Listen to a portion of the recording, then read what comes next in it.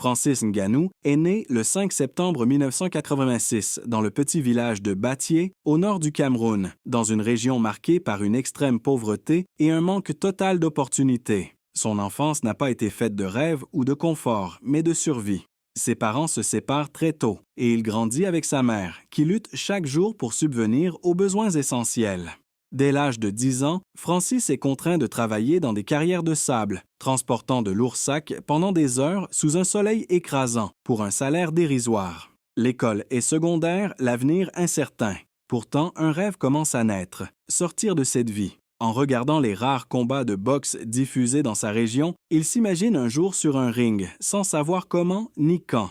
À l'âge d'environ 26 ans, Francis prend une décision radicale, quitter le Cameroun pour rejoindre l'Europe. Il n'a ni argent, ni papier, ni plan précis, seulement une volonté farouche. Son périple commence, du Cameroun vers le Nigeria, puis du Nigeria vers le Niger, du Niger vers l'Algérie, et enfin de l'Algérie vers le Maroc. Il traverse le désert du Sahara dans des conditions inhumaines. La faim, la soif, la peur de mourir, les réseaux de passeurs, la violence, la prison. Il voit des personnes tomber en chemin et ne jamais se relever, mais lui continue. Arrivé au Maroc, Francis tente de traverser la mer Méditerranée pour rejoindre l'Europe.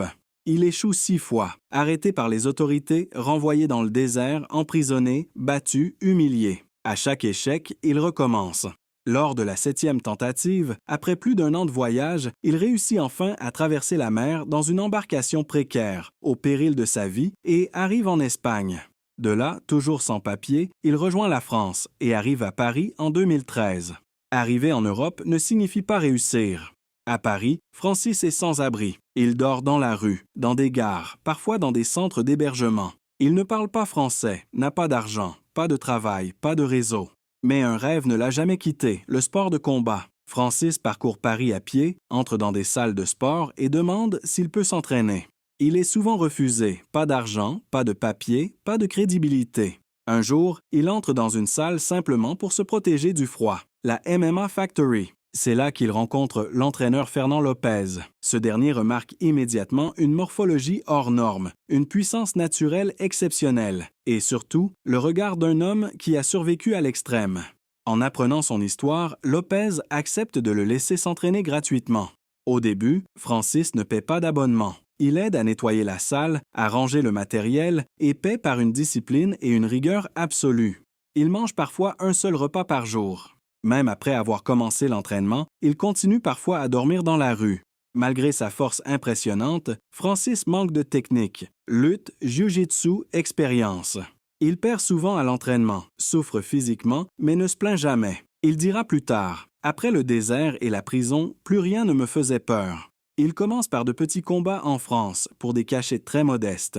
Mais les victoires s'enchaînent. En 2015, une opportunité majeure se présente. Francis Ngannou signe avec l'UFC. À l'UFC, sa puissance terrifie ses adversaires. Il enchaîne les KO et devient mondialement connu sous le surnom The Predator. Mais en 2018, il perd son premier combat pour le titre face à Stipe Miocic, puis subit une lourde défaite contre Derrick Lewis. Beaucoup pensent alors que sa carrière est terminée.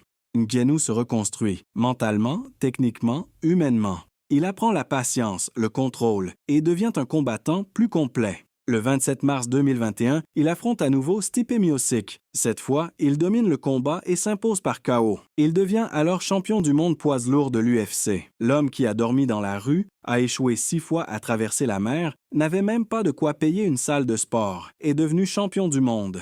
La leçon de cette histoire n'est pas le succès, mais le chemin. Un chemin fait d'échecs, de tentatives, de douleurs et d'une volonté inébranlable.